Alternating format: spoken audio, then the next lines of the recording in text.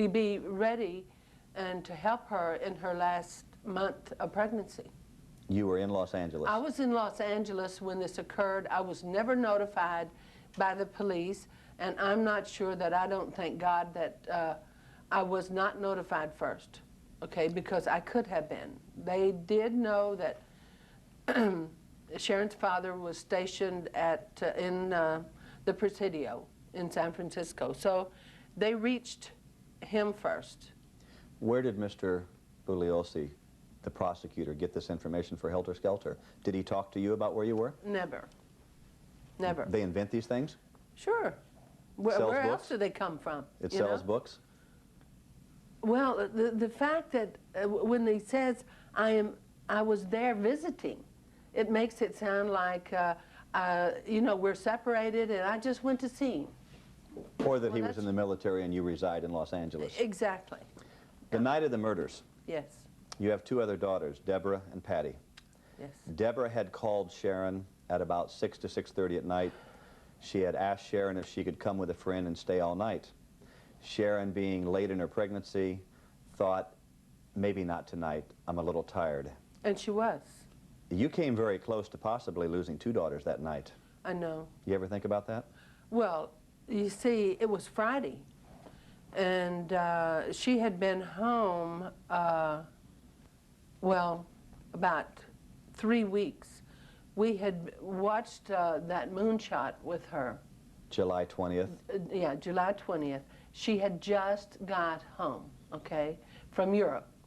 And her father as well, and that was the last time he saw her, by the way. Whose house did you watch that film clip? At that house. At that house? Yeah. You're quite familiar with that residence then? Absolutely. Absolutely. Been there a lot? Yes. Knew it as well as Tex Watson did? Well, now, I'm not going to say that, okay, knew it as well as he did, because my suspicions are that he had been up there many times before. He says that's true. Is that right? He does. Now, you know, Bill, since I have not read any of the books, that I'm talking off of my feelings, and you're talking from knowledge, or what they have said. Well, I didn't have a daughter brutally murdered up there, so I can read the books. That's and right. I've read probably 19 to 20 of those. And I like it that you haven't read it, because I can get your reaction to some of the things that were said in the books. Going back to Deborah. Yes. Has this bothered her at all? I mean, she could have been a victim. She could have been a guest there that night. They had asked to stay and sleep up in the loft. Tex Watson says they went up in the loft to see if anybody was there. She could have been a victim. Oh, absolutely. But, you know, we could have all been there that night. Because since she, oh yes, since she had only been home for 2.5, 3 weeks, okay, we would go up there on Friday because the children were out of school. What ages were why we were your not children? there is beyond me. What ages were your children at that time? At that time, 10 and 16. And Sharon was 26. Yes. How about Deborah? How's she handle this? She ever think about it? Oh, I know they think about it. You know, you can tell how it has affected their lives as adults. Very protective of the children. You know, and they do not allow this to be shown to me because they figure that I am all consumed with enough grief. Patty the same way? Oh, yes. Oh, yes. There were a lot of rumors at the time of the murder. I'm curious how you handled that emotionally. For instance, many of the books talk about possible sex orgies, bondage, drugs. A lot of rumors in the press. Even in Helter Skelter, they talk about that.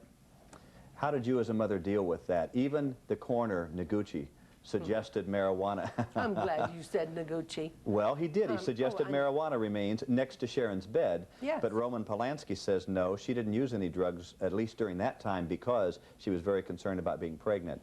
How does a mother handle this? Go back 21 years. How'd you handle these kind of rumors? Rumors. Innuendo. Not very well, okay? What had gone before, now remember that Sharon had only been home 2.5, 3 weeks at the most, okay? Whatever was going on at that house prior to her coming home bothered her a great deal. Are you kidding? No, it bothered her. Roman says that Sharon was either too dumb or too naive to know what Abigail Folger and Frikoski were doing. Naive. Absolutely. Naive, yes. But she wasn't so naive that night that she called Roman and wanted these people out of the house. That's not in any of the books, my dear. Well, it may not be in the books, but that's what happened. She knew the drugs that were going on with them. And so does Roman know that. Roman knows that he couldn't get home quick enough for her to be settled and ready to have that baby. Oh, but let's don't forget Noguchi and the marijuana residue that was at the side of her bed. Now, who did the autopsy, Bill?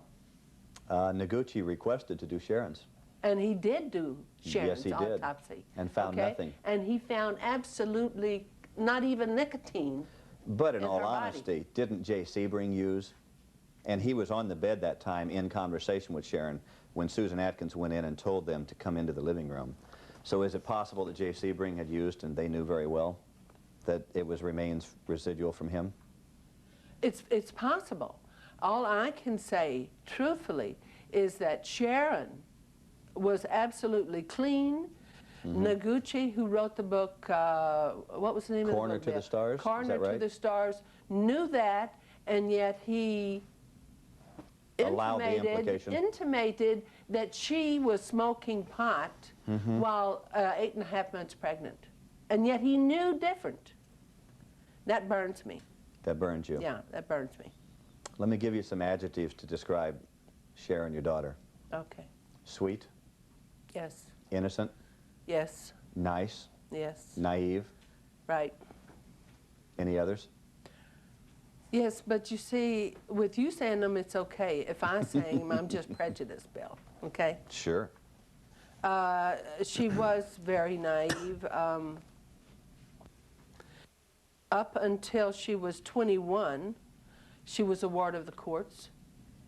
Who was? Sharon was. Why? Because you had to be a ward of the courts if you were making movies under contract before you were 21.